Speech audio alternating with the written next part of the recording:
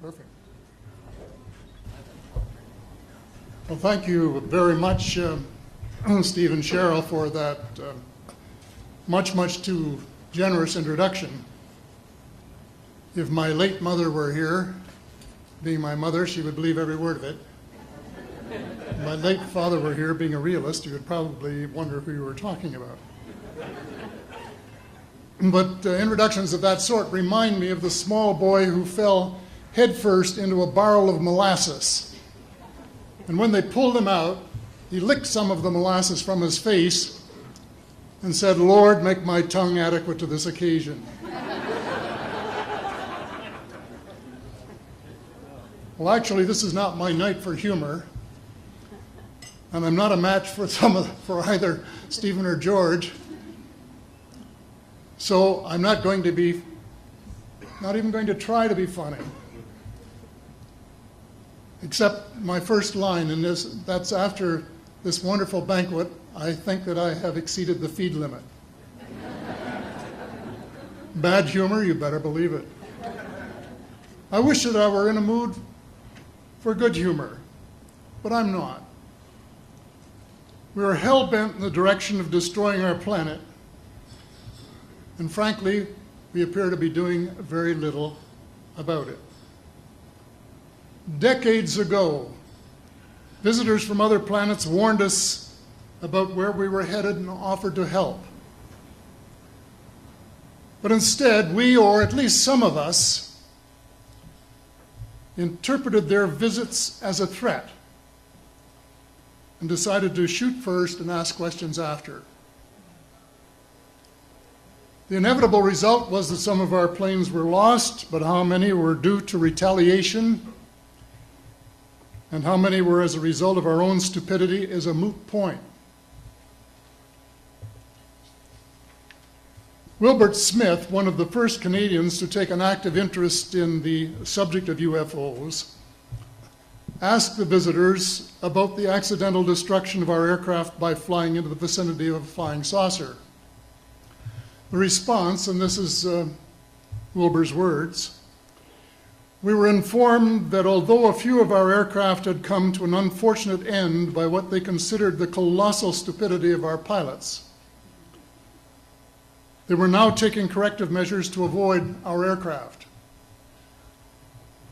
I asked them, and this is still Smith, I asked them what happened, and they said, well, the fields around the saucers, in order to hold them up, in order to produce the gravity differential, the time field differentials, which were necessary to operate the ship,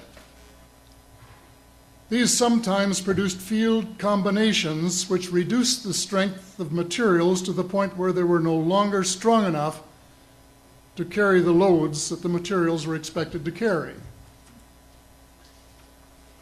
Now, as we know, aircraft, particularly the military type, are built with a rather small factor of safety. And in these regions of reduced binding, the materials are no longer strong enough to carry the load, and the craft simply comes apart. When I read that, I was reminded of the late, great soprano Lily Pons, who used to smash crystal goblets with her high C. She would direct the sound at them, and something in the sound waves would change the structure of the glass, and it would fly apart. Well, this didn't satisfy our military chiefs, who must have thought that it was more important to secure American nuclear superiority, even though using it would result in the annihilation of us all, than to take the hint and start moving the planet back from the brink of global disaster. They, the military, must have been and still are so paranoid that they feel it necessary to use the visitors' technology to fight them off, rather than welcome them as partners in development, though they may have seconded a few renegades to assist them in what can best be viewed as diabolical developments. Stephen has said that talking about UFOs is passé, and that we should be talking or limiting our talk to exopolitics. Well, Stephen, I agree with you in theory, but in reality we have a problem when official US policy insists that UFOs don't exist. The veil of secrecy must be lifted, and it has to be lifted now, before it is too late.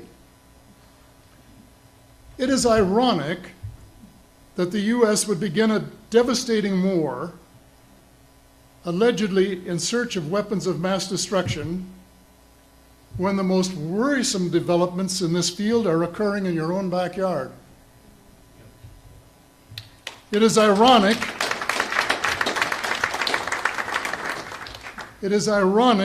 that the US should be fighting monstrously expensive wars in Iraq and Afghanistan, allegedly to bring democracy to those two countries, when it itself can no longer legitimately claim to be called a democracy, when trillions, and I mean thousands of billions of dollars, have been spent on projects about which both the Congress and the Commander-in-Chief have been kept deliberately in the dark.